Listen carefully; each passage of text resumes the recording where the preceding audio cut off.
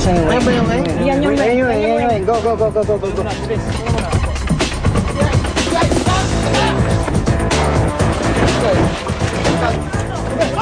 Sa magkasanib ng puwersa ng mga otoridad at ng investigador, may mga puta ng droga na pinuwak ng mga operatiba.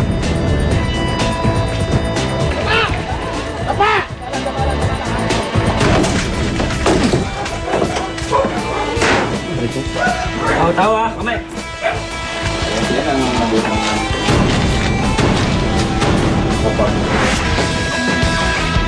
Sa Cavite, may sabungan na tila na uso. Usually kasi kaya namin tinatawag na sabungan yun dahil na sa dami ng taong umisko ng bato, parang sabungan na rin dahil nagkukumpulan ng mga tao. Sa tabing ilog, tila ruweda o lugar ng sabungan ang kumpulan ng tao. Ang mga binatilyo tila nakikristo na kumukuha ng pera at taya. Pero nang aming lapitan, ang kanilang kinaabalan pala ay hindi manok, kundi darapalang bentahan ng shabu. Naku po, ito pala isang shabungan. Ang pasimuno raw ng ilegal na operasyon, isang pamilya. Tatay, nanay, at anak na babae.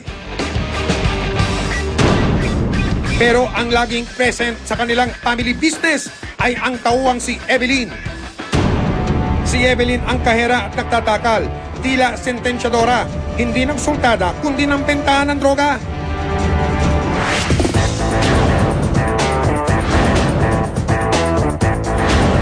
Dahil sa ebidensya, isang malaking operasyon ang kinasa ng National Bureau of Investigation at ng investigador.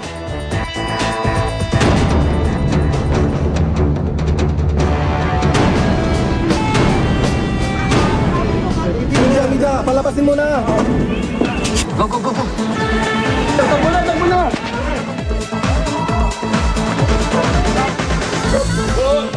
Paglusog ng mga operatiba, isang putok agad lang umalingaw-ngaw.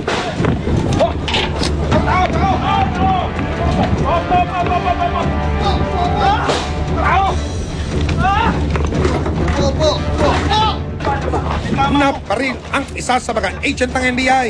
Hindi nga lang matukoy kung saan ang galing ang bala. May load yan. Ang galing mo muna ito. May load yan. Saan nakabusilan? Tabay! Sino, paano na? Ano yan? Ang mga tao ng Shabungan, kanya-kanyang diskarte para makatakas. May tumakbo, may tumalon sa ilog, may nagtago sa mga katabing bahay.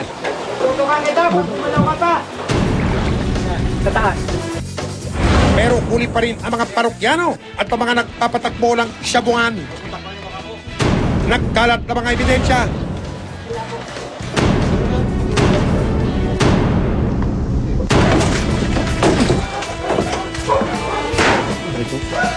Tawa, kamay.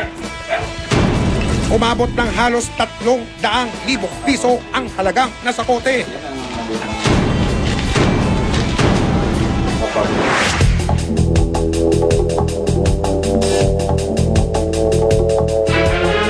At para sa mga nahuli, patong-patong ang isasampang kaso dahil sa paglabag sa Republic Act 9165 o ang Comprehensive Dangerous Drugs Act of 2002. Sa dami at bigat ng mga kaso laban kay Evelyn, wala siyang piyansa. Nakatakas man ang magamang di umano'y nagpapatakbo ng Shabungan, hindi sila ligtas sa mga kasong isasampa ng NBI.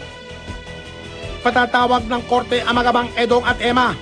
Sakaling tumanggi silang humarap sa korte, maaaring maglabas ng warrant o pares ang korte para madakip ang pinaghihinalaang pinuno ng Shabungan.